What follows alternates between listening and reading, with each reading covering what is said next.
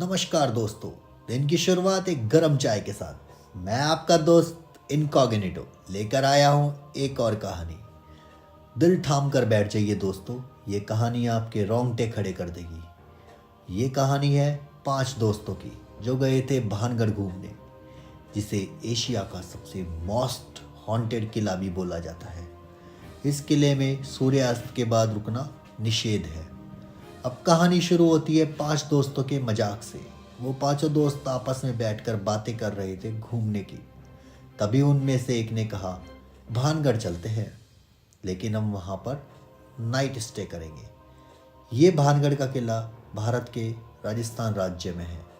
दोस्तों, इस किले की बहुत सारी कहानियाँ हैं। कोई कहता है ये श्रापित है, कोई कहता है यह रानी रत्नावती का राज हुआ करता था, उसके कारण इस किले को श्राप मिला। दोस्तों, वो पांचों भानगढ़ पहुंच जाते हैं। उन्होंने अपनी बाइक्स थोड़ी दूर पार्क की थी। वो सभी किले के अंदर जाते हैं। उस किले तक पहुंचने के लिए पैदल ही जाना पड़ता है। लंबा ट्रैक है। बीच बीच में पुराने खंडित हुए हुए मंदिर, पुराने बाजार, पुराने घर जो अब सिर्फ अवशेष के रूप में बचे हैं। वो सभी घूमते हुए किले तक जाते हैं। पूरा किला घूमते हुए उन्हें शाम हो जाती है और गार्ड्स सीटियां बजाकर लोगों को आगाह करता है। सूर्यास्त होने वाला है। सभी बाहर निकले, क्योंकि कहते हैं जो कोई भी वहां रात में रुका वो वापस नहीं लौटा। लेकिन वो पांचों तो कुछ और ही सोच कर आए थे। उन्होंने किले में ही छुपना ही बेहतर समझा। वे रानी के महल में छुप गए। धीरे धीरे अंधेरा होता गया। चांद की रोशनी उस किले के ऊपर गिर रही थी। पूरा किला सुनसान हो गया था। मानो ऐसा लग रहा था कि वहां पर सिर्फ और सिर्फ काली रात का खौफ था। वो सभी वहां रानी के महल पर बैठे बातें कर रहे थे, हंसी मजाक कर रहे थे। तभी उनमें से किसी एक को लगा कि उनके अलावा भी वहां कोई मौजूद है।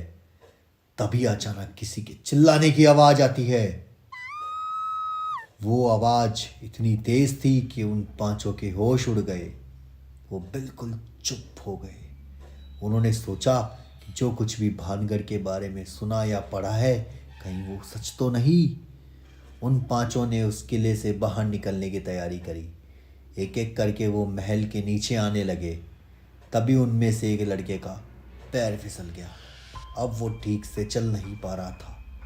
चारों उसे सहारा देकर आगे ले जाने लगे, लेकिन वो जाते भी तो कहाँ, मेन गेट तो बंद था। अब उन्हें लगा कि कहीं उन्होंने यहाँ आकर बहुत बड़ी गलती तो नहीं कर दी। तभी उनके पास एक गार्ड आया। उसने बड़ी तेज आवाज में बोला, तुम यहाँ क्या कर रहे हो? उन्होंने लगा कि ये गार्ड हमारी हेल्प करेगा। उन्होंने उससे माफ़ी मांगी और उस किले से बाहर ले जाने को कहा। गार्ड ने उनकी बात मान ली। वो लोग किले से बाहर निकलने लगे। जैसे जैसे वे जा रहे थे, चांद की रोशनी गार्ड के चेहरे पर गिर रही थी।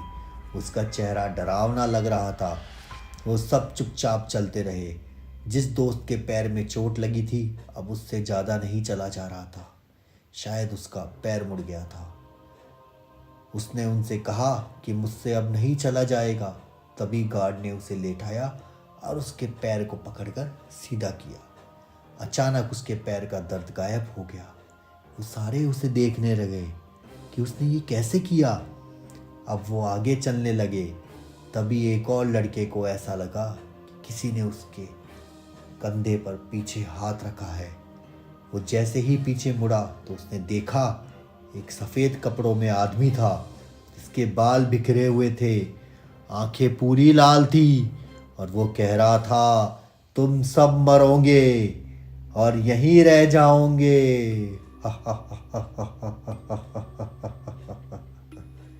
तभी वो पांचों भागने लगे, लेकिन उस गार्ड ने उनसे कहा, भागो मत, तुम्हें यहाँ से अगर जिंदा निकलना है तो मेरे पीछे आओ। वो पांचों उसकी बात मानकर आगे चलने लगे। जब वो मेन चौक में आए जहाँ चारों तरफ खुला आसमान और चमकती हुई रोशनी जो उनके साथ चल रही थी, थोड़ा आगे जाने के बाद उनमें से किसी एक को टॉयलेट लगा। वो बिना किसी को बताए एक जगह रुककर टॉयलेट करने लगा। उसे लगा अगर इन्हें बताऊंगा तो वो नहीं रुकेंगे। जैसे ही वो टॉयलेट करने लगा उसे उसके सामने एक औरत दिखी।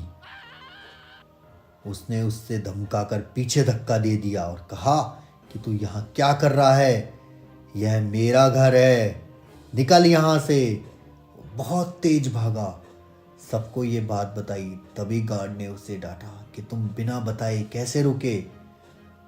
अब वो आगे जाने लगे। गेट थोड़ा ही दूर था। जैसे ही वो गेट के पास आए उन्हें हनुमान जी की एक बड़ी मूर्ति दिखी। ऐसा लग रहा था साक्षात हनुमान जी हो। उन्होंने हनुमान जी को प्रणाम किया।